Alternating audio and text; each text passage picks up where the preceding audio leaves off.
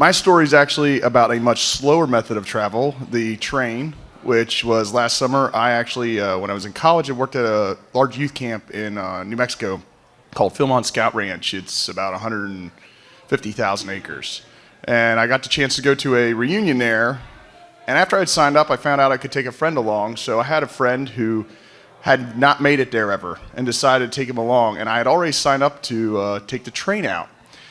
And what I got to tell you is he's in his 70s. And so we had a great trip. But when we start to leave, we decided to go out of Harper's Ferry because I felt much better letting my car there than in downtown Harrisburg. And we get to Harper's Ferry, and you park at the visitor center, ride their shuttle bus downtown, and you have to walk across town, and it's July, and it's about 90 degrees. So I was like, is this going to start out well? But it did. We got on the train, and riding the train was a great, enjoyable experience because we step on, and they're like, when's your dinner? When would you like dinner? So we get on the train, and the overnight to Chicago was pretty uneventful. But then we got on our next train to go to New Mexico. And we learned about train travel. The interesting thing was trains and being on time, if anyone's read them, are not in the same sentence. And I'd never ridden a train any kind of long distance like this.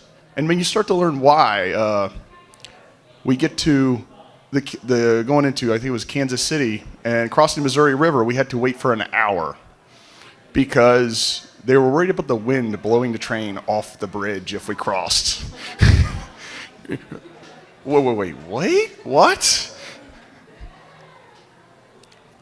So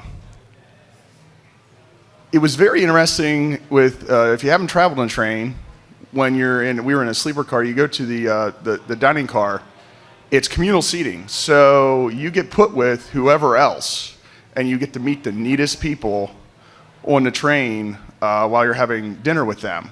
I met a former Army member or soldier that had left the military. He now lived in Australia, working on software with colleagues in Thailand or somewhere. People you just wouldn't run into. So that was a very, very interesting experience there.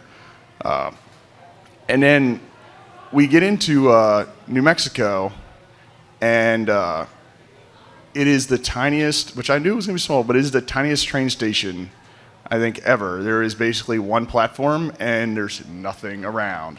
But they did pick us up, so that was good news. So we had a good week there, but then on the way back, the train being on time thing, you arrive at the train station, and then a train decides to arrive when it likes to. So about 3 hours after it was supposed to show up, we finally got to get on the train to come back. But the lesson I learned out of it is that once you're on there, is you didn't have to be in a rush like when you're on a plane to get somewhere. You just go with the flow, go with the pace, and enjoy the trip instead of just rushing to get to the destination. So, thank you.